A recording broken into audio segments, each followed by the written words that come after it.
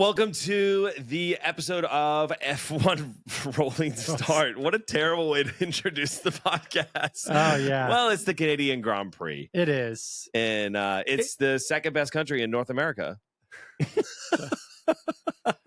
You know, Lance Stroll's home race. Hey, Lance Stroll showed up in force. Oh, he showed up in force. Before we jump into the Canadian Grand Prix, we have to shout out some of our avid listeners. Oh, go for it. On the F1 Rolling Start. We absolutely love hearing from you guys as you listen to us, which we still can't believe you actually do. And so the first one is Jeremy Eicher. I hope I'm saying that right. Jeremy. Friend of our podcast, and also Ed Sarkisian. So thanks for listening. Those two are some of our biggest commenters and listeners and supporters. So I appreciate you guys so much. We're going to dive into the Canadian Grand Prix, which was an absolutely boring race up until the last 10 laps. Yeah. Which was just like Spain. Yeah. It's amazing. Yeah, no, I love it when it's like a slow boil and you're wondering if anything meaningful is going to happen. And then in the case of the Canadian Grand Prix, something meaningful does happen. Yes. The McLarens finally clash, and we'll get to that in detail. But then something even worse happens. Right. And it's the way F1 is structured right now. Correct. Where, talk about the end of the race, Can Ben. we just go into that? I'm just going to go into that to start. What the actual happened? So what actually happens, Lando is coming at Piastri. He's trying to pass him. I think there's like 5 or 3 laps left. He can't get past him. No, not at all. And this is boiling frustration within Lando because it's fun to watch. It's fun to watch. He's faster. He should be past Oscar, but he can't get past him. And so he tries to pass him the hairpin. Doesn't work. He's coming down the straight into turn 1. And he does something that he calls, I think he called it stupid. Yeah. Because it was stupid. Because he tries to pass Oscar on the left. But tries to pass him in the dirt, dude. Dude, Oscar's sneaky, where he slowly is moving to the left to cut Lando off so that he doesn't have the turn. And Lando just bumps into the back of him. Yep. Front wing comes right off, slams into the wall. He's out of the race. He goes for a gap that doesn't exist. Yeah. Hits the back of him. Self-admittedly, he did. Says that was a dumb thing. Yeah. I let the team down by doing that. And here's the interesting thing is team principal says that is unacceptable. McLaren. McLaren cars. The golden boy is not so golden anymore. McLaren cars are not going to be in like wrecks. That's not how we race. And he's like, and it's good that Lando owned up to it. Because if he hadn't, that'd be strong a words, conversation. Andreas Heidel. Oh, it was a very strong word. Words. Very strong words. But here's the thing. I'm going to just divert for 1 second. That's not my actual frustration. Okay. I want to talk more about McLaren and those guys finally racing and, crashing. That's great. I want to talk about how in the fastest sport in the world, how it's possible that we can end a race under a safety car as opposed to just red flagging the thing. Right. And then restarting the race with a couple laps left and the cars all stacked together for a phenomenal restart. Like, 100%. What the heck are we doing? 100%. It led to a terrible end. We had Max and Russ. There was such drama, such build-up to this race. Yep. It could have been this epic conclusion.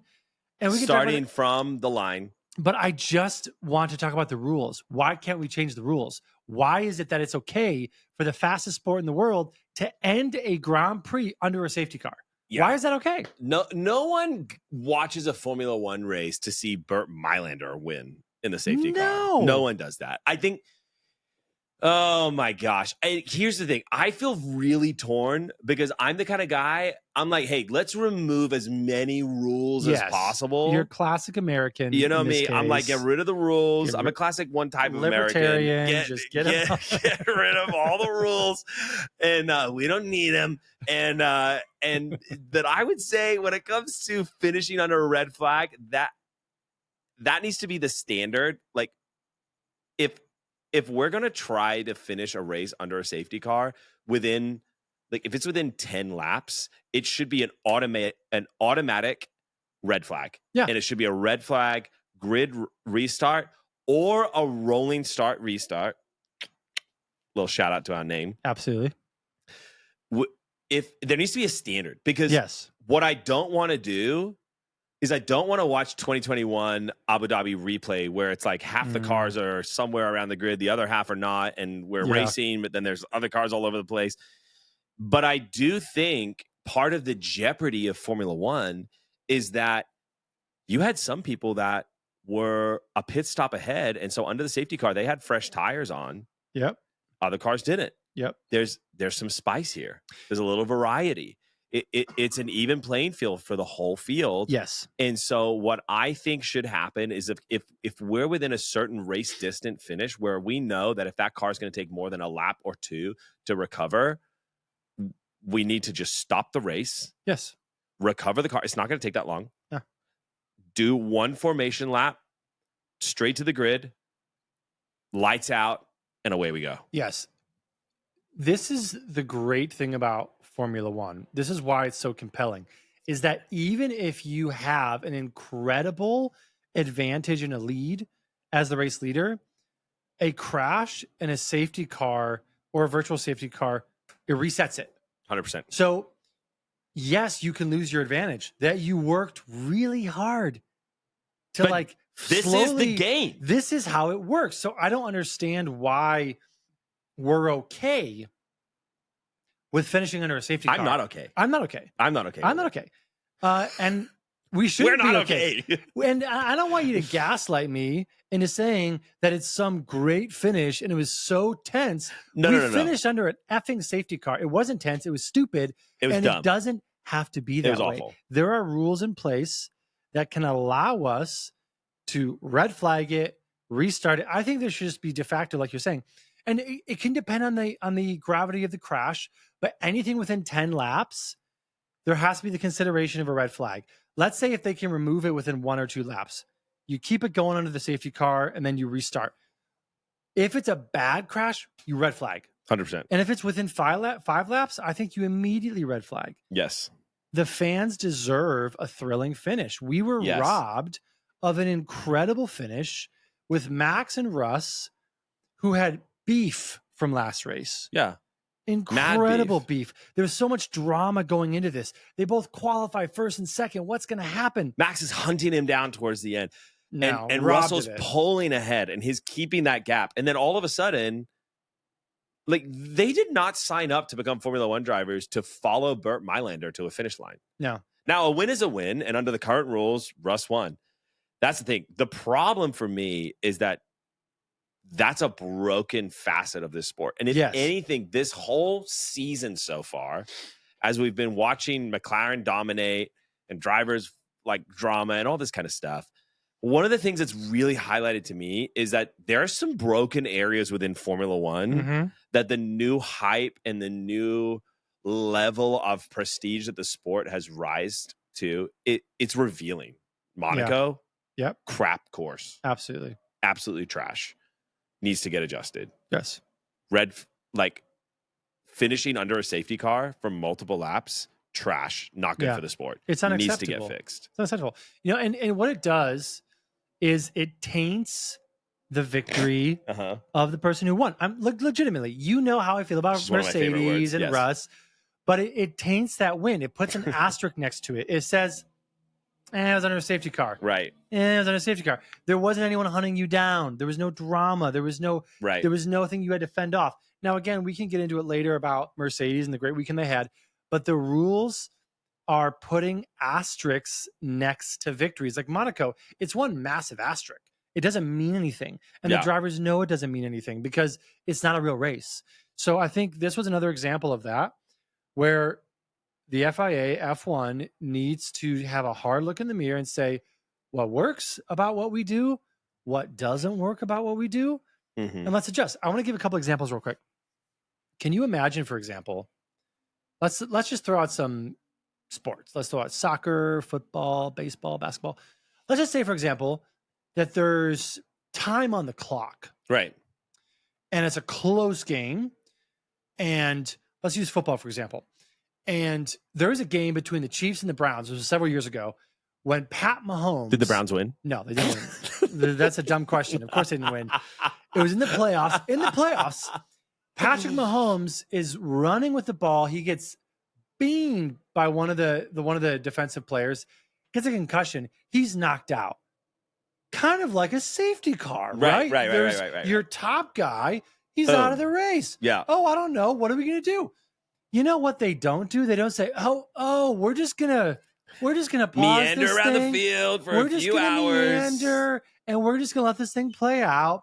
They don't do that. They throw in the backup QB. Yep. The game keeps on. Yes. And guess what? The backup QB makes an incredible play. He runs for like 20 yards for a first down on fourth down. They get the first down, game over. Now, here's the thing. That's competition until the end. Correct. Same thing with baseball. Yes. If there's time on the clock, you play. And F1 needs to allow for their racers to race until the last lap. And that was a frustration of mine this weekend was there could have been drama. There could have been racing until the last lap, and there wasn't. We need to end in competition. When you said that, I was like, that's the statement. There it is. That Formula One, FIA, whoever makes the freaking rules, needs to go, you know what? Looking at the way that race ended, we need to balance the tension between like, oh, it's fair because we ended into the safety car. It's like, it's not anyone's fault that it's crashed. What about when in the middle of the race? Mm-hmm. So just because it's at the end of the race, so now we've got a double standard. Yep. We need to go, it's called racing, Toto. And we need to just go, nope, okay, guys, we're a few laps out. Boom, bring the cars in. Yep. Cool them off. Yep. We're going to clear the track. We're preparing for a grid start. You're going to go around once. Yep. Boom, you're starting. Lights out to checkered flag. It needs to be racing the entire time. If you want a safety car, great. If it's within the last 10 laps, it's a red flag immediately, safety car to a rolling start. And it's one lap. Boom. Perfect. Everyone going. And they're racing. Yeah, this ridiculousness of the safety car and this happened last week in Barcelona too. The safety car just kept chugging along. Dude, every driver's forever. like, what the heck are we doing? Why is the safety car still out here? And so, agreed. Can we get to McLaren? Oh, McLaren. So McLaren, there's been talk. When are these guys finally going to come together and crash? When is this actually going to become a fight to the death between two drivers both going for the championship? Now, this was Lando. It was his fault. He took ownership of it. But this is those two drivers finally sharing the same part of the track during the race. Yeah. And us actually seeing these guys go at each other. They've been respectful racing so far. They maintain their respect even through the crash. But we're seeing the number one and the number two correct actually coming together. Yeah. One getting knocked out.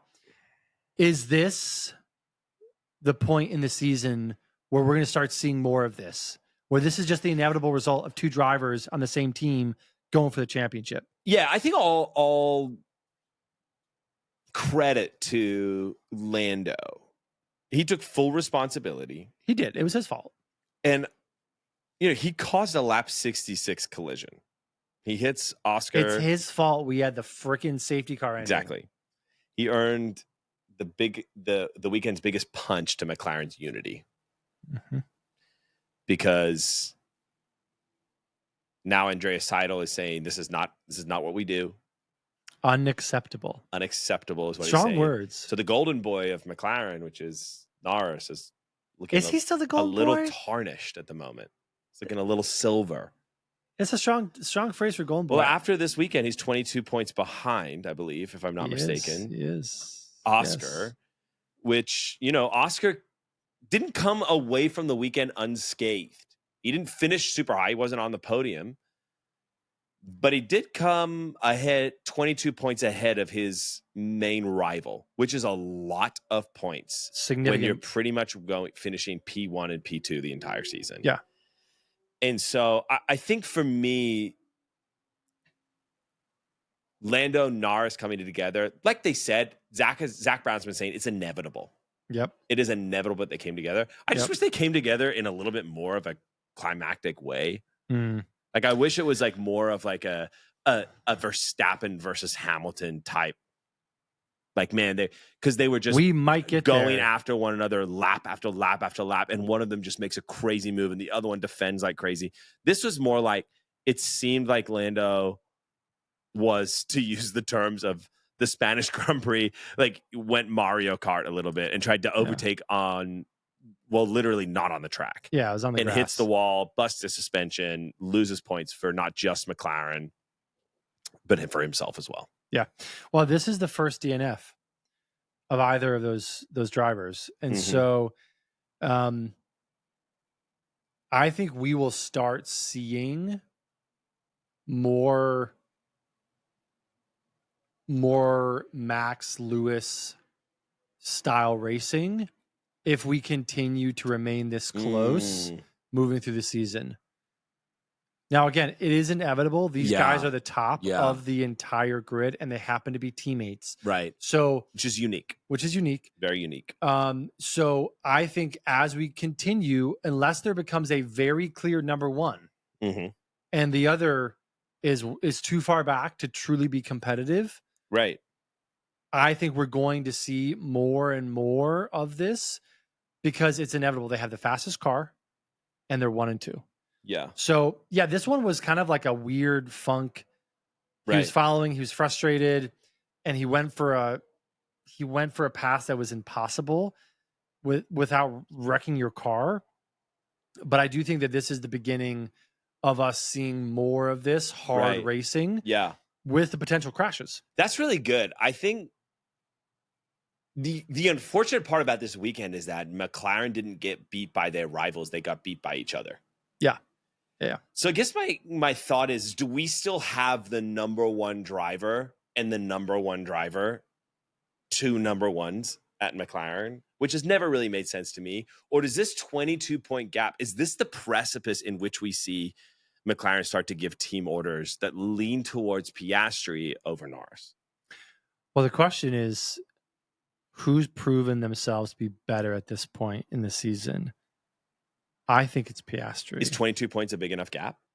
But it's not just that, though. It's demeanor, it's presence, it's unshakability, it's how Piastri's been driving. I think Piastri is showing McLaren, hey, I'm it. Yeah. I'm calm. Exactly. I'm cool-headed enough. And we've constantly talked about this.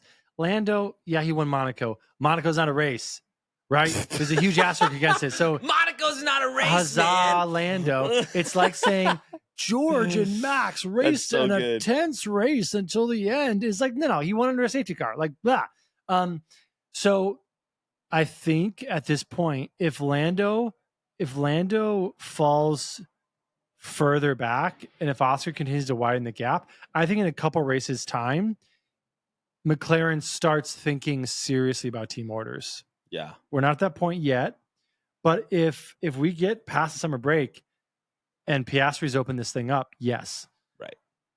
Now, that's a seismic shift because Lando's always been their boy.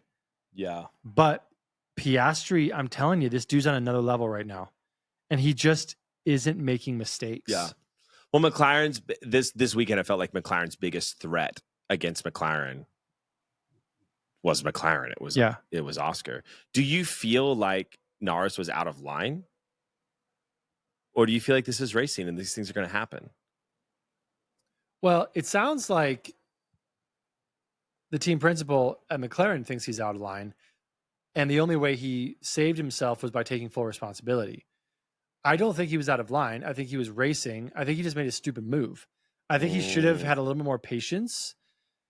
There was still laps to go. He still had an opportunity to overtake. I just think that it was a dumb move on his part. And I think it betrayed the fact that he has more emotions when he races than Oscar does. Right. Because you don't make a move like that unless you're allowing your emotions to get in the way.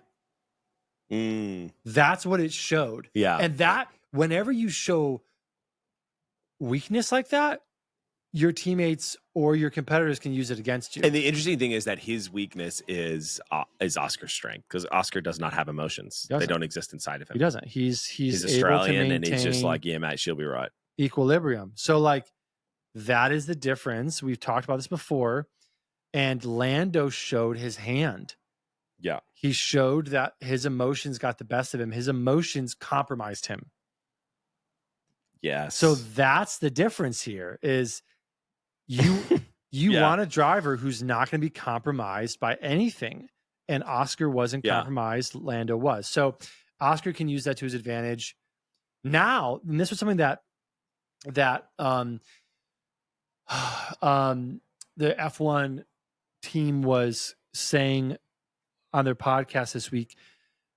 Now that Seidel has talked about how this is unacceptable, that is going to be in Lando's brain 100%. anytime he's trying to race Oscar now, is he has to what's have acceptable? What's acceptable? Yes. Am I allowed to be risky? Am I allowed to take risk? And overtaking always involves risk, especially when it's close. And so now that's an added level for not just the McLaren drivers, but specifically for Lando. Yes. So that's an added dimension that I think is going to be interesting to see how it plays out. Yeah.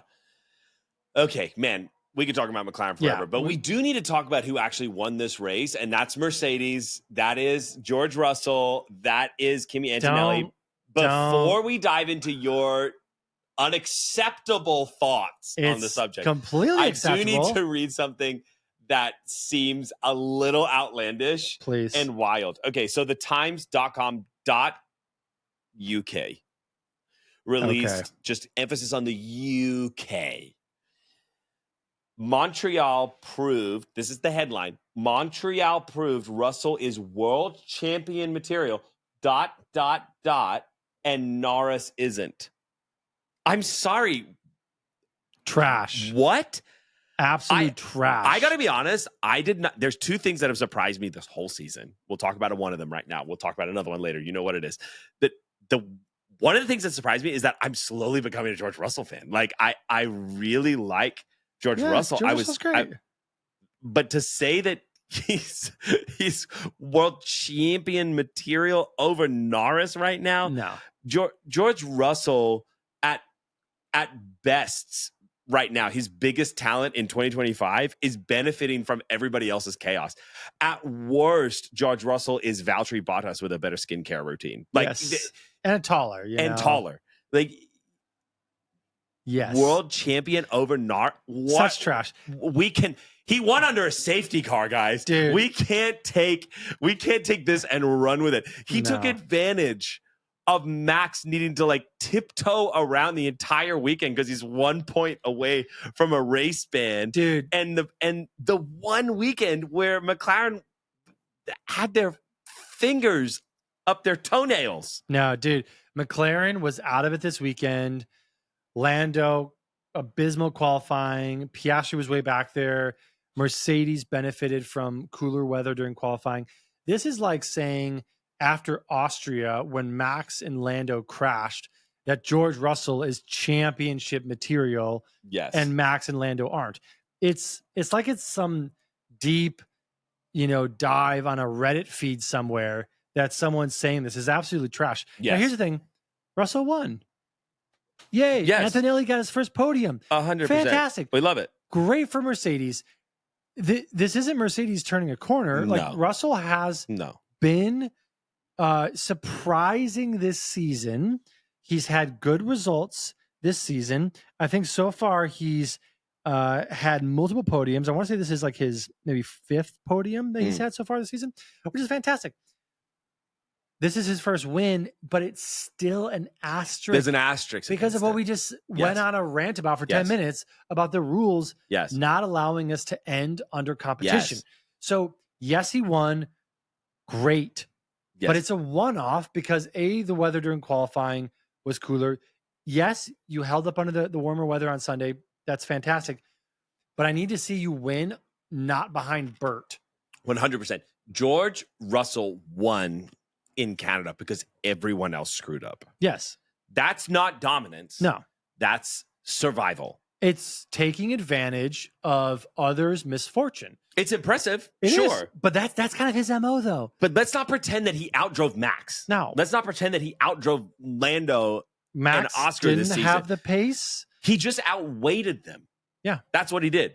You guys go ahead and do your little fiffy-faffy. Yeah. I'm just going to stay here and mop up the points. Mm-hmm. But when was the last time we saw Russell make some crazy overtake? When was the last time that he dive bombed down the middle and just cut? You can't even comprehend it in your head. You're laughing because you're like, he would never do that. Could you imagine? Through goes Russell. Antonelli made a crazy overtake. Yeah. Antonelli made an overtake that literally made one of the commentators go, I was holding my breath during that because I don't know why he so aggressively overtook that car. It was unnecessary, but he held it together and took it. When was the last time we heard that about Russell? George? His skill set is being in no man's land in third or fourth place and then getting a podium and is like, hey, I'm just happy to be here, you know? Yeah. Because the front runners are way too far ahead. They're fighting amongst themselves. Yes. And he's faster than the rest of the pack. Yes. But not fast enough to be competitive. Not fast enough to be like wheel-to-wheel racing. Yeah. Russell's not wheel-to-wheel racing at this point. No. And you need to be wheel-to-wheel racing. Yes. To be a factor in the Drivers' Championship. Yes. Now, I will say this. I agree with you on the Russell part, and I love Russ. Yeah. Great. And I'm, as a Mercedes fan, super happy that he's there. Fantastic. He's a super solid. He doesn't have a contract for next year. Valtteri Bottas 2.0, and I love it. The thing that I am really proud of this weekend is Kimi Antonelli. First third podium. youngest podium holder in F1 history. He came off of a shocking triple header. Terrible for him. Not good. Not good at all. That could have shaken him to the core, and he could have spiraled like Liam Lawson in a Red Bull. But instead, he came into the weekend. He held off cars for 18-year-old in his rookie season. He had no business. No. Think about who was behind him. Who's behind him? Lando? Who else is behind him? Oh, I don't know. Piastri, the current leader of the World Championship. Yep. Lewis Hamilton. Chuck. Dude, incredible driver. Held it together, man. Hulkenberg. Just gonna throw him in there because he's taking that car where it shouldn't be. About Hulk later. But Kimi Antonelli, to me, I'm saying, man, dude, what a future this kid's got. This is great. And I came into the weekend asking myself, who's the best rookie right now? And I would say it's probably Isaac Hadjar. Yep. Because I think of how bad the triple header was for Kimi. But right now, I think they're probably on par. They're really, really shining as rookies. What great rookies we have this season. I was a little bummed with how many exits there were, how many incredible drivers were leaving the sport. And again, these rookies, unless you follow them through the junior series, which we don't because we don't have time, you don't really know who they are. I've been incredibly impressed by Kimi and Isaac. Isaac's been crushing it. Isaac has been leading that team in a way that no one else has. No. Absolutely dominating. He's the furthest up. Isaac is such a legend, dude. He's such a red flag. 10th place in the drivers. Beginning this season, I was like, who's that? I knew him a little bit from the F2, the FIDA series. And I was like, and he was really aggressive and he was very emotive. And I was like, oh, it's kind of like a French version of, Yuki. But he's amazing. This kid's got a huge future. Oh, and dude, if they're already talking about him in the second Red Bull seat. Well, they have him slotted. If Max does get a race ban, he'll be in a Red Bull. He will be in that Red Bull. And they're going to bring in some other young driver that they somehow usurped and got super license points and exemptions for into Racing Bulls, whatever their name is this season. Yeah. No, I mean, rookies have been great. The podium for Kimi was fantastic. Kimi literally is going back to Italy to finish his final exams as a student. No, I saw a picture of him showing up to his school in Italy with his like $150,000 Mercedes that he gets given as a driver. Just the teachers got to just be like, kids. Just yeah. It's a hard thing to think about, though.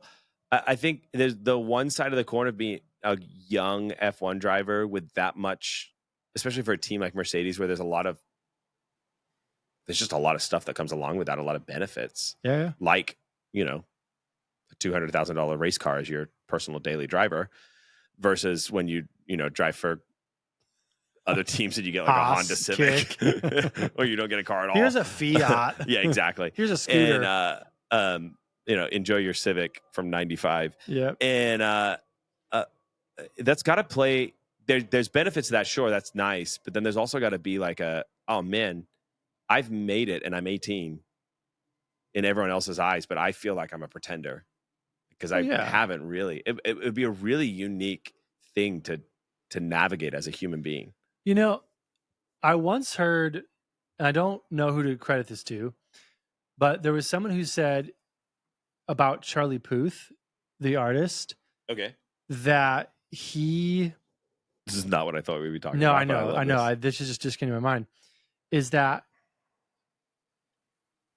it wasn't that like his talent got him to where he was. It was almost like just a switch flipped and he suddenly like was here and he was great. And like he like self-actualized into it. And so like when you're like a rookie like Kimi, you haven't really accomplished anything yet. No. But there's like a moment where like you're given everything and the assumption is like you are going to meet our expectations of you. Like you are going to become this thing that like we are saying you're going to become. And so, yeah, there's probably that, hey, I'm in high school. I'm finishing my exams. And I just got my first podium in F1. I'm one of 20 drivers. But part of this is like when a team like Mercedes believes in you, gives you a contract, gives you a seat, you expand into that. And you like realize that because you're being pulled into it. So I think that's part of it too. Obviously, he's got talent. Obviously, he's got skill. Mm-hmm. He's proven himself to this point. But I think part of it is like you're self-fulfilling the prophecy in a way. Can we talk about the difference between how Antonelli's journey is versus Liam's in Red Bull? So you have Antonelli in Mercedes, where you have this like Toto, which feels like this very fatherly, like cuddly almost, but mentor in a German way, I guess. Yeah. Austrian into the next level versus this, hey, perform or die. Like how has that benefited him versus the other rookies? Well, I mean, you just look at the results, and the results right now are that Kimi is in 7th place, and he is the highest points scoring rookie to this point. Behind him is Isaac Hadjar, which is interesting because Isaac is also in that same family as Liam. But it's kind of this like nature over nurture, right? Right. Mercedes, I would peg right now as like the nurture, like how they're nurturing Kimi, how they are caring for their driver, their rookie. Whereas Red Bull's just pure nature. Right. It's just swim. That's a great or way the to put sharks it. are going to eat you. And it's two different philosophies in how to bring up a rookie. It's two different ways to say, this is how you make it in F1. And I remember when Kimi had his first practice run last season, bend it into the wall on his second hot lap. Toto comes on the radio immediately. Right. And it's, hey, you're good. It's okay. And he knows there's damage. He knows the mechanics. He was gutted. And literally, Kimi was practicing on not his car. It wasn't his car at the time. But Toto was like, you're good. I got you. You're good. I got you. Whereas in Red Bull, that happens and they're looking for how they're going to replace you. Who's the next person up? You're crashing. You're not performing. The time's ticking. We're waiting to replace you. And so time only tells in those moments, but it is this nature over nurture. And I think Mercedes, interestingly, feels like they're in that nurturing category, whereas Red Bull is just raw brutal nature. What I think what's cool about that is you see the performance dictates a lot of this, right? Yeah, of course. And I think that nature versus nurture is a great way to put it. They natured Sebastian Vettel into 4-time world champion. They natured Max into 4-time world champion. It works for some people. The harder part is that there was a big gap between those. Yep. So there's only a certain type of individual that can thrive in that kind of a context. Yes, that's a great point. Versus Mercedes does 8 constructors championships through. That's pretty impressive. Yeah. And it was because there was a high accountability. And the longer that, Valtteri and Lewis were in that, the stronger that accountability went, to the point where they moved Valtteri out and brought Russell in because there was a performance area. Yep. But there was time. Yeah. There was investment. There was growth strategies. There was coaching. There was all those kind of things where it feels like, unless you're a shark like a Max or like a Vettel, you're not getting that at Red Bull. No. And again, you won't get that until you prove yourself. Yeah. Yeah. I think that's a great point. It works for some people. Some people thrive. Very few. 2 to be exact right now. Vettel and Max. But think of every other driver Red Bull has chewed to pieces. Very true. And shark baited them to where they've just walked away as the walking wounded, and their careers were done. Red Bull ended the careers of so many incredible drivers who still had more in the tank. I really think Danny had more in the tank. Checo had more in the tank. Albon clearly did. He has that. Checo didn't have anything else in the tank. Yes, he did. No, Checo was had done. More in the tank. No. Checo, not with Red Bull. He could have went somewhere else. Sure. He could have. No one had anything F1. in the tank with that car in Red Bull. What I'm saying is, it doesn't work for the majority. Yeah, that's fair. And Red Bull has shown that and this is because the delta is so great between Max and everyone else. Because Max can thrive under that pressure in that environment with that car. Yes. No one else at Red Bull has been able to do that. So it showed, hey, when you as a team have this gaping delta, look at yourself in the mirror and say, our philosophy may need to be re-examined. Exactly. And that's what Red Bull has got to think about moving into next year, is because when a Vettel or a Max succeeds, great. But it's not enough for just one of your drivers to succeed. Everyone has got to be able to thrive. That's how you win constructors. Look at how every other constructor besides them, Max dominated, right? So they dominated. And he won every single race. Literally, bar one. Yeah. So you're going to win the constructors, and you're going to win the drivers' championship. Yeah. Mercedes, their drivers didn't dominate every single race. They dominated a lot of them. But both their drivers were scoring. Yes. Almost every single race. And winning. Or winning every single race. Yep. And so now you have McLaren this season. Both their drivers winning, scoring, finishing within a few places of each other. Podiums almost every single race. Exactly. And so it's a different strategy, but it seems to be the strategy that is working. I don't know if Formula One is a hero sport anymore. I don't think we're in the era where you can say Max is our guy. I actually might be changing my whole tune about McLaren's philosophy of like, we actually need 2 number 1 drivers. We need the best driver pairing possible because we can't win this alone. That's only really been done once. And it was a massive outlier. And there were so many variables that contribute to that. That's actually fascinating. That's really interesting. Oh, when you think about it, though, we as kind of a culture are moving away from like heroes on a team. Like, I think back to LeBron and the Cavs. He did it once in 2016 where he beats the Warriors. Yeah, he had Kyrie and Love, but like it was really him. But then you start seeing all these A-list players joining 2 or 3 other players and creating these like mega teams. And look what happened to the Lakers this year. They were out of the Western. They still got Kobe. Yeah. I mean, not Kobe. Jeez, no, he's dead. They've still got LeBron. He's there. He's there. But they're not. No. They. So Kobe's there. What do I keep saying Kobe? LeBron is there. Willing him back. But Lakers existence. are not. No. And that's the thing. Max is there. Mm-hmm. You can't deny that this season. Yeah. Max is there. Max is racing like Max races. Yeah. Max is putting that car where it doesn't belong. But Red Bull is not there. No. So it doesn't matter. No, it doesn't.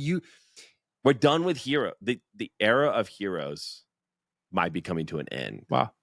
In Formula One, which is cool because it is a team sport. It is. And you will always only have one driver champion. And they're going to be fighting for that. Yeah. But I think this division that we've seen in the past where it's like, you can only really see how good you are when you're in the car, the same car as the other person.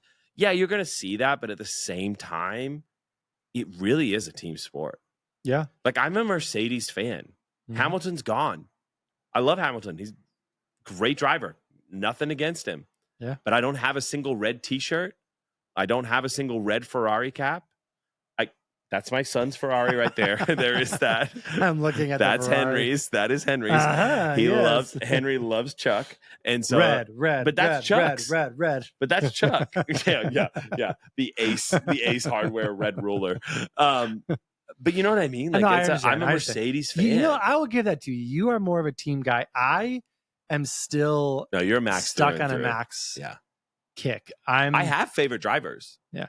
But here's the thing. But I'm a Mercedes I've been fan. Like, as much as I agree with you about the hero thing, I really do. Like, I've been a LeBron guy. I've been a Max guy. I kind of gravitate towards these like larger than life people. As much as I like love seeing a good team effort, I'm also drawn to that. And I will remain a Max fan regardless of where he goes.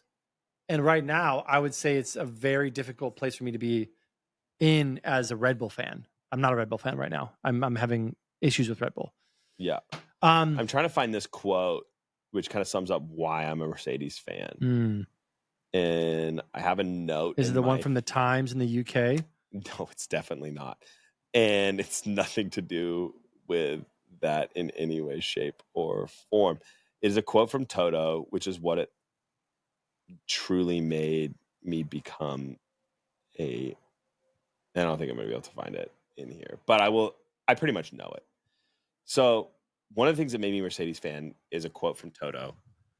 Maybe I'm just a Toto fan. Maybe he is my hero. Maybe. But he said, I can't design the car.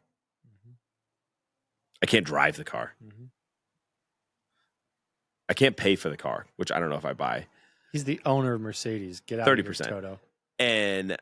But what I can do is create an environment for 1,100 people to design the best car, drive the best car, and create the best team. But you connect with that with the work that you do. I love that's that. your job. And I love that. I love someone that says it's not actually about me. No. It's about the greatest team. Yes. And that's why I'm a Mercedes fan. And that's why everyone should be. And you can join me at F1 AMG. I'm sponsored. My affiliate code is James Rocks with an X. I'm just kidding. Okay, so let's jump into Ferrari.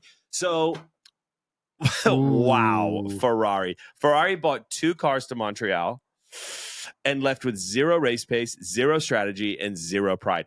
They came into the weekend quite literally hot off the press.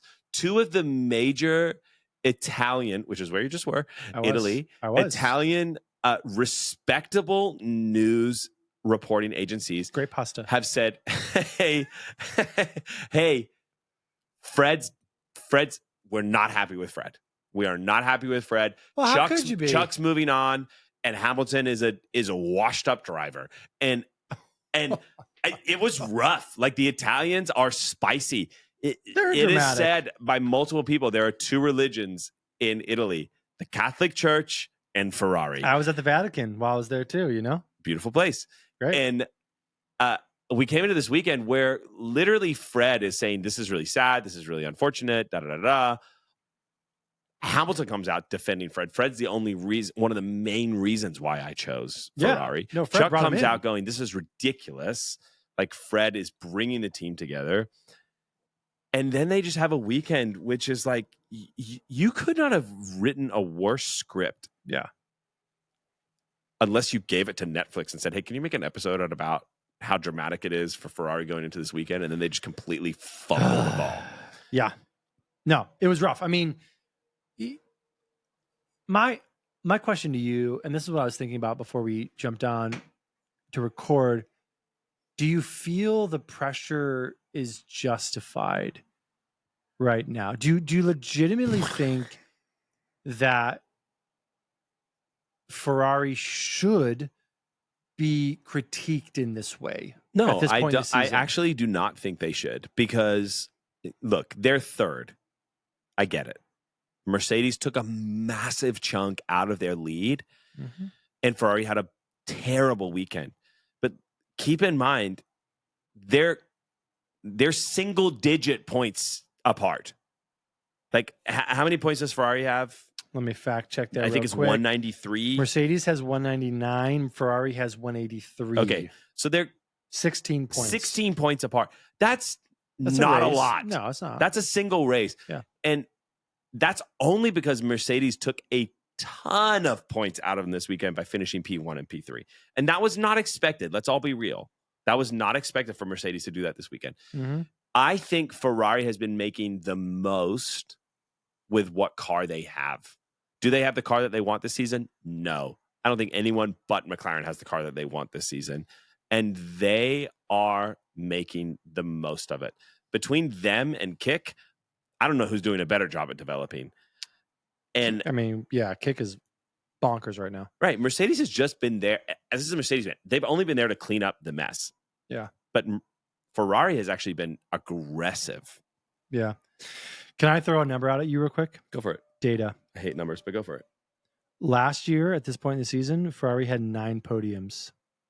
This year, they have 3. Yeah. They have a third of the podiums they had last year.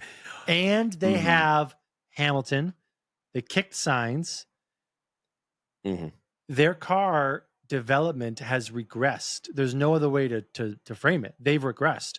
So, yes, they're only 16 regressed points in back comparison to their last car was year. No, their car was faster than it was last year at this point in time. Well, but they've regressed in regards to their competitors. It's in regards to competitiveness. 100%. Everyone's car is faster than it was last year because that's how the sport works. Is we keep getting faster. It's the competitiveness. This is Alpine, but yeah. I mean, I was going to say Kick, but Kick's doing well. No, but Ferrari has a third of the podiums they had at this point last year, and they've got Hamilton, and they said they were going for both championships. So here's my thing. I think it's completely fair for everyone to hold them to the standard they set for themselves. We've said this before in previous episodes. You said you were going for both. Your competitiveness is a third of what it was last year at this point in the season. And you're Ferrari. And at this point, it has been decades since you've actually shown up and competed in a way that's meaningful. So that's very true. Fits and starts. The good people of Italy, where I was just at, again, great pizza, great pasta, great architecture all the way around. They, I think, have a right to be frustrated, to say, stop gaslighting us here and win. Just pull it together and win. We are Ferrari. We are the winningest team in F1, and we've not been able to get our heads out of our butts the last, 2 decades at this point? Yeah. So, again, as a fan from Cleveland, I deeply connect with the frustration of fans who are like, come on, guys, we're better than this. We can do better than this. Ferrari's obviously not, necessarily a Cleveland caliber team, but the frustration of a fan base that knows you can be better.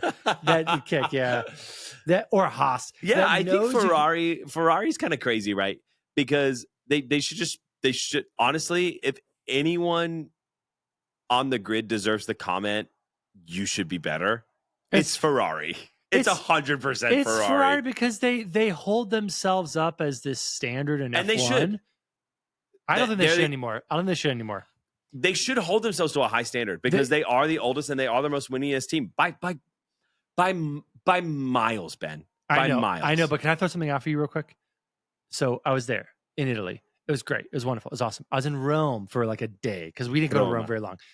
And something that's very fascinating. I was talking to some folks who were from Rome, the Romans, and they were like, Rome is an interesting place because Rome, so much of it is what it was. Its stature as a city is not what it's currently doing. It's what it did in the past. Right. And so many people from the world like crucify Christians. Yeah, that's not. No, we were at the Coliseum, talking to my kids. Weird. I'm like, they used to like throw people to lions here and gladiators, and I kept looking for Russell Crowe. I kept looking for Russell Crowe. I'm like, babe, we gotta watch Gladiator after this. Russell, where are you? But it was so fascinating to hear folks who are from Rome saying, listen, young people in Rome don't feel like they have a future. Wow, because this city is so steeped in the past. And I feel like that there's a similarity to Ferrari. Ferrari is so steeped in their heritage. Right. They're so steeped in what they did in the past. And guess what? In F1, great for you. Nice trophy case. What are you doing now? And I think that's the one thing about Italy. It was great. It's wonderful. It's beautiful. What are you doing now? Yeah. What are you doing now? I love what you did in the past. That doesn't matter anymore. It matters now. And so that's where I think folks in Italy who, again, their second religion is being a Ferrari fan, besides being part of the Catholic Church, you're right to be frustrated, especially when Ferrari keeps saying, no, guys, we're the standard. No, we're the best. No, we're going for both drivers and constructors. It's like, well, you're not, and you haven't done that in 20 years. Yeah. So why don't you stop gaslighting us and actually do something? Yeah, the Tifosi are applying for asylum after Canada. Like the race was so bad that the Italian fans are going, wait, isn't V-carb in Faenza? Like, can we be V-carb fans? Canada exposed Ferrari as midfield merchants, dude, wearing legacy merch. Dude, you can't win a championship on vibes, on hope, on history. You can't win it on chaos or outdated team radio. It's bad. What's their problem this season then? It can't just be the car. I have a lot of points in regards to Ferrari. And this is honestly one of the reasons why I'm not a Ferrari fan. And I will say you have maintained that. You've maintained your Mercedes fan. You have little faith. You thought I'd be dripping in red. I thought I was going to Ferrari. But honestly, here's the thing because I remember a couple episodes ago, I said, like, I was feeling the pull of the Tifosi. It was riding around in Rome with folks who are from there, talking about the future of people who are from Rome, and they're going to other countries because they feel like they don't have a future there. And I was like, this is dark. This is Ferrari. And I can't join this. The existential crisis of the youth of Italy has become Ferraris. I was like, I can't do this. I feel like I'm teamless. But incredible. I don't know what the problem is with Ferrari. I don't know if you have any insight. I think it comes down to there's a difference between having pride in the team and being prideful. Ooh. Explain. Ooh. I think when it comes to Ferrari, there's still this air of we are the best. So we can rest. And you see it come out in subtle ways. If you were the best, would you have the engineer that's with Hamilton right now still with Hamilton? No. Get that dude out. If you were the best, would we still be talking almost every race about poor strategy? No. And so for me, you've got the media down. You've got the drivers in the right place. Yeah, I love Freddie V. I think you've got a great team principal. He's great. And I think there's some internal stuff within the strategy side of it. And just the ability to admit, hey, this is where we are. Yeah. And it's not where we want to be, but we've got to stop saying we're a number one team. When you haven't been. who are you talking to? Yeah. You stop being the rest of the world is looking at you like, what are you doing? Yeah, it's almost like the guy who was the football star in high school, continuing to wear his Letterman jacket from high school, and he's 40 now, and he's got a beer gut, and it's like, bro, you peaked 20 years ago, and you haven't continued to excel. Like you're some like car salesman now. Nothing against car salesman. Regressed. You have a beer gut. You've regressed. And you're sitting on your couch, and your midriff is showing, and it's not cute. But you keep wearing the Letterman jacket. Yes.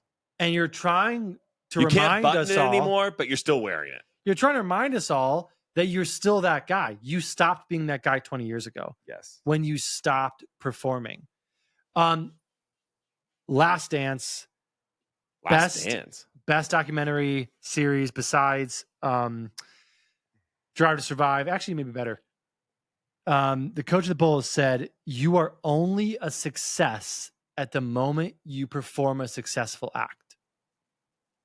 That's so good. He said you have to continue to perform a successful act. 100%. So the frickin' Bulls who won they won NBA championships 3 and 3, so 6 total. That was their philosophy. Yep. We cannot rest on our successful act from yesterday. We have to continue to perform successful acts. Well, and you know what's cool about that is think about how everyone says in Formula One, you're only as good as your last race, except that you're Ferrari. Because if you're Ferrari, you're only as good as the last 300 years. And search through my history and find some goodness, and that's Ferrari. I know. Like, we hail from the Caesars. It's like, dude, what bro, are you talking about? You have zero performance. Can we move past Ferrari? Yes, I'm done with Ferrari. I want to go and talk about Lance Stroll. Can I talk about Lance Stroll for a second? Oh my gosh, please. Okay. Let's go. I can go ahead and put my microphone down right now because you chewed my ear out. I couldn't even get a word in. I'm going to rage bait on Lance Stroll here for a minute. It's not rage bait. Everyone's mad at him. Everyone's mad at him. So here's the thing. Here's the thing with Canada's favorite son. First off, he's not Canada's favorite son. I know he's not. I say that facetiously. First off, we missed our episode last week, which I'm so frustrated about because I was in Italy and I couldn't record. So I'm going to talk a little bit about last week in Spain. Lance Stroll qualifies poorly. He's out in Q2. And then all of a sudden, to the surprise of Aston, he's unable to drive on Sunday. I remember watching the race and I was like, wait a second, why is there one Aston on the track right now? Where's Lance? He then says this week when he comes back to Canada, he suddenly miraculously reappears from his hibernation and in the press conference says, well, you know, I had an issue with my hand. It had been bothering me, you know, from my accident several years ago at this point. It wasn't like this was, you know, a couple months ago. And I had to get taken care of.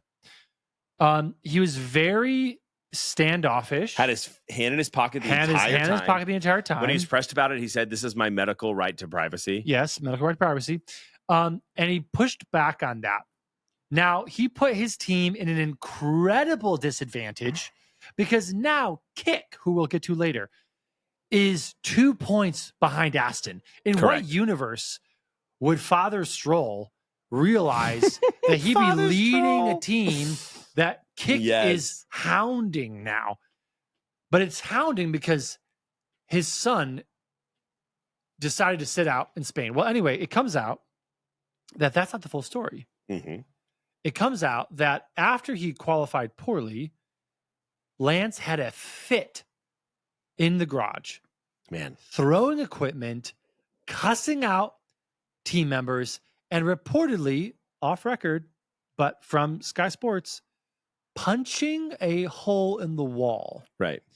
Now, I don't know if you've punched a hole in the wall. I never have. I never have. But I would assume if you punch a hole in a wall, that may possibly do some damage to your hand. Yeah. Generally, walls are a little more robust than your knuckles. So here's my thing. Especially since I think Lance Stroll's probably never gotten into a fight in his entire life. No, never. So here's my thing. Aston Martin is now in an existential crisis because Kick is coming for them and is quite possibly going to pass them up because they have held on to Lance Stroll as their second driver. I'm not going to ask a question. I'm going to make a statement. Yeah. Aston Martin needs to release Lance Stroll from their team. The Canadian press, the Canadians who are very nice people, in their own press are saying this press conference was insane. Yeah. Literally, I quote, it appeared that Lance at his home race was acting as if he was going to the dentist for a root canal. Yeah. He didn't want to be there. It's his home race. He dodged every legitimate question. He didn't allow his team enough time to put the reserve driver in the car, and he is dragging his team down with him. So and I don't know what else needs to happen for this guy to get the boot. But he needs to not be the nepo baby child of a billionaire who has bought a Formula One team to live out his dream of winning a world championship with his son. Ted That is said the best. dream. He's living out his dad's dream. He's living out his dad's dream. And he doesn't know what else to do. The kid has been groomed from a young age to be a Formula One driver. It's his dad's. It's his dad's dream. He's good. You can't stay in F1 this long just on sponsorship. Like he's better than some. Points. He can score points. He's had 3 points. He's had 3 podiums, but how long has he been in F1? Yeah, that's the problem.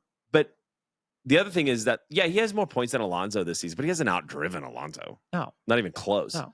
And so the dude's a nepo baby. He's just here because of his dad.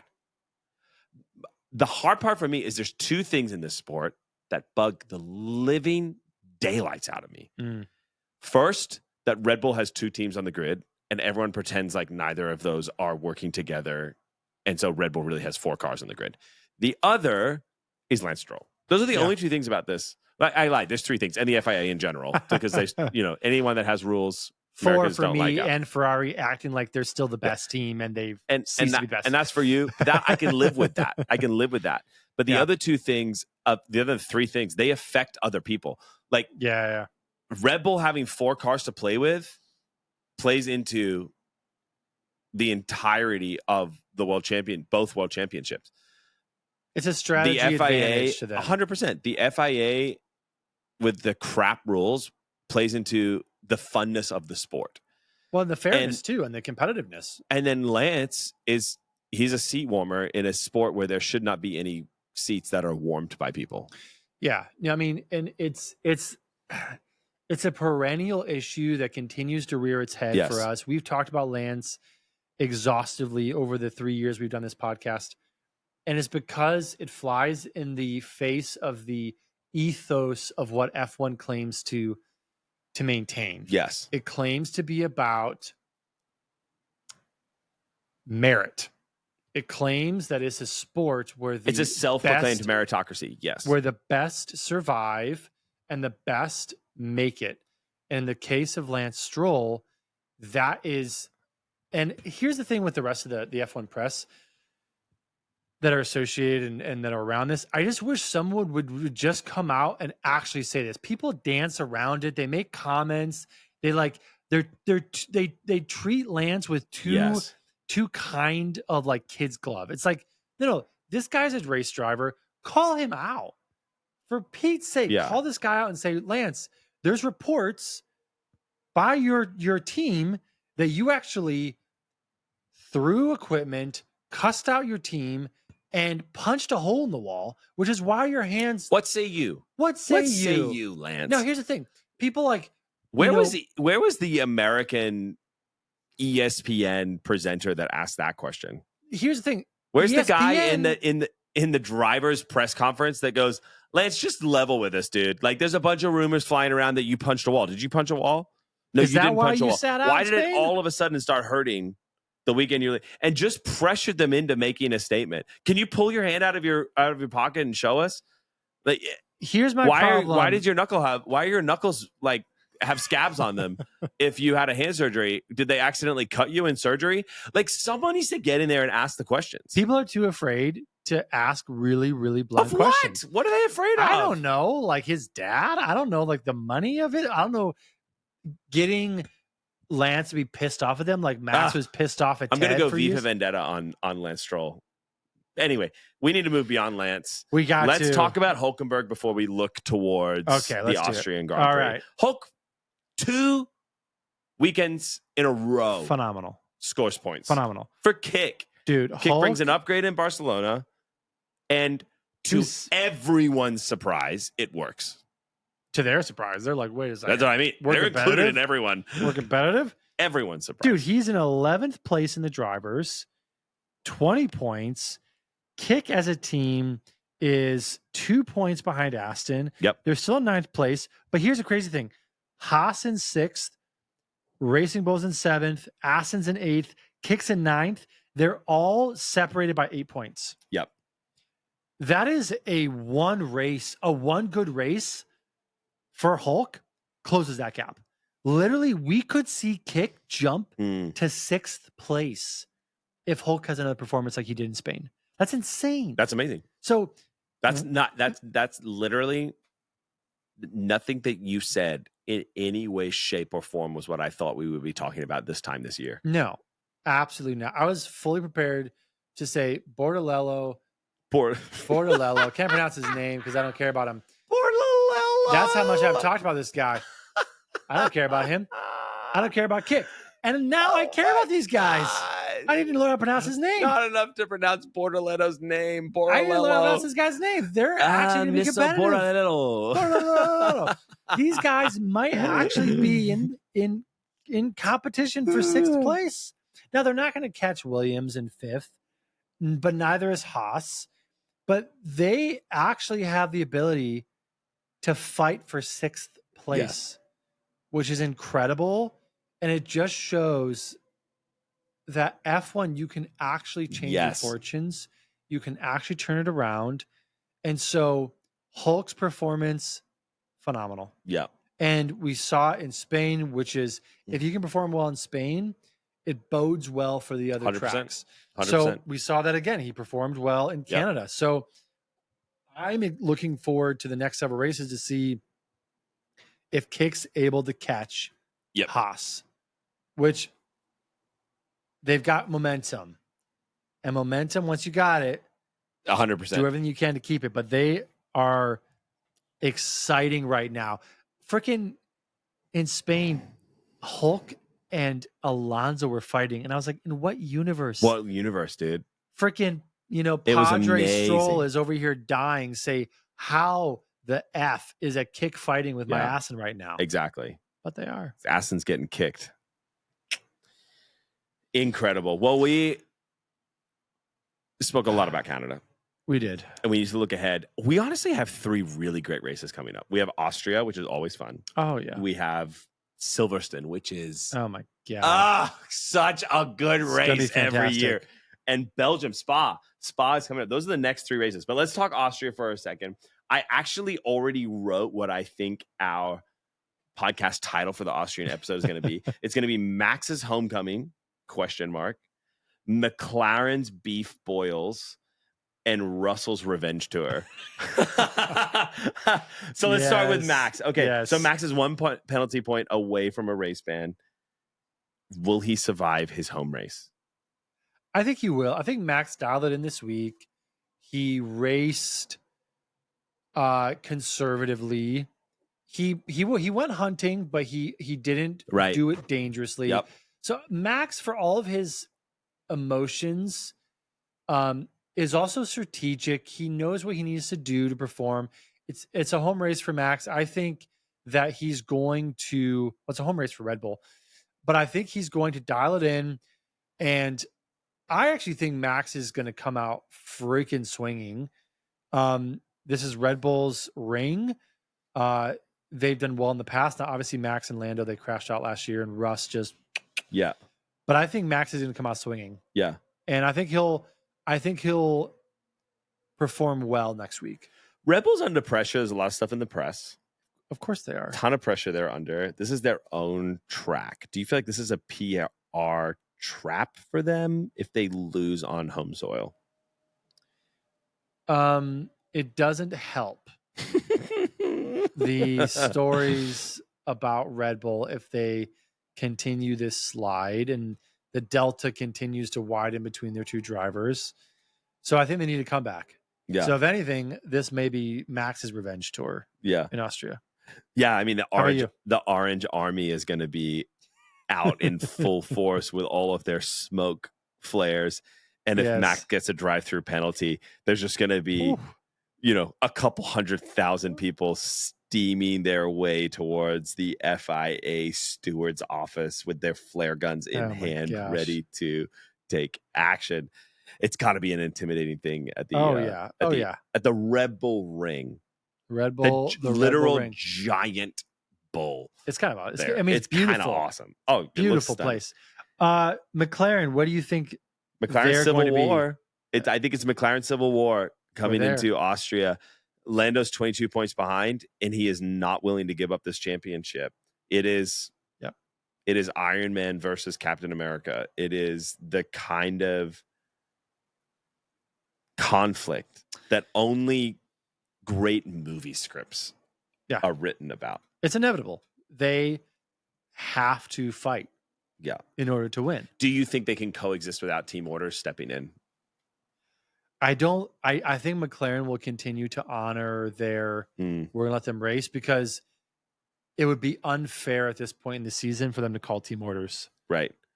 Because there's Max isn't close enough for them to advantage one driver over the other, and both drivers deserve a fair shot at the championship. Totally. I think it would be unfair for McLaren to call team orders. I mean, McLaren has 2 drivers and one too many egos. And that's never a good mixture. I'm telling you, dude, it's going to be some drama, some racing, and that's what we're here for. Can Mercedes ride the wave? Do they have momentum? Like Russell just won, Antonelli podiumed. Is the momentum shifting towards Mercedes, or is this the weekend that proves that? This is the weekend that will reaffirm if it's real. Like, again, Russ has gotten podiums this year. Russ has gotten results. Mm-hmm. Mercedes is in second place. Mm-hmm. They're not nowhere. Yeah. But this will show, can Mercedes win? Can Mercedes keep winning? Can Mercedes actually turn the corner from podiums to wins? Yeah. I think this will reinforce that, or it will throw it back into question. So it's a significant weekend for them as well. Yeah. And I think the boring part about this weekend is it's going to be another check-in for the Ferrari dumpster fire. Yeah. Canada was a full-on implosion. Ferrari's got to show up, dude. Ferrari's got to get with it. They've got to dig in deep to that ancient winning ways that they once knew. Now, Austria is historically pretty good for Ferrari. They've done well in the past, but they need to silence some of the critics, and you do that by podiums. You do that by a win. Now, again, they've not won besides the sprint, which we don't count. They've not won yet. Like, let's get Ferrari to win here. Yeah, I don't think they're going to, but I think a podium is potentially possible. 100%. And I think, going into the weekend in Austria, Ferrari's biggest threat will be themselves again. Yeah. That will be their biggest threat. I'm excited. It's going to be a good weekend. I love Austria. Couple of fun facts. We didn't talk about Alpine at all. What the hell is there to talk about Alpine? We didn't really talk about Liam Lawson or Yuki Tsunoda once again. All. Why? Oh my gosh, Albon and Sainz. Even though I know Albon was pissed. He's like, "You never listened to me." I was like, "This guy's my gosh, mad." Albon's a different person this season. We haven't talked about the fact that the Mercedes power unit is having problems. Yeah, we can. Their works team, the Mercedes power unit, failed in Spain. Everything's fine. Failed here in Williams. Don't worry. Aston as well. This is becoming a pattern for Mercedes. Their power unit's failing. I'm going to say in regards to that exactly what Trump told Gavin Newsom when he asked about global warming and all of the scientists that have proven all of this stuff. It's going to get cooler, okay? I promise you. Don't worry about it. Oh, my gosh. The power units are going to get cooler. Everything's going to be fine. It's going to be fine. It's going to be great. It's the greatest power unit ever made. Okay? It is Mercedes. It's good, the greatest. Most amount of everything's incredible. Probably made part of it in America. Not entirely sure. My people are checking into the facts. And on that bombshell, we shall end this episode. It's good to be back. Man. It's good to be back. Thank you if you've made it all the way to the end. We missed you. We missed each other. Yeah. Oh, you should subscribe. You should talk about that more often. Please, why not? Subscribe to our YouTube channel. It's a ton. Go ahead and follow us on Spotify or iTunes or whatever it is so you can get updated when these episodes drop. And if you want to mention in this episode, go ahead and just leave us a comment. Yeah. Start a conversation. We respond to... We is generous. You respond. We respond to... I do not have social media, so 95% of comments. James is fantastic. The only platform we don't respond on is TikTok, and that's because Gen Zs, you're awesome. And we'll talk to you guys next week when we debrief the Austrian... Well, actually, it won't be next week. It'll be in 2 weeks when we debrief the Austrian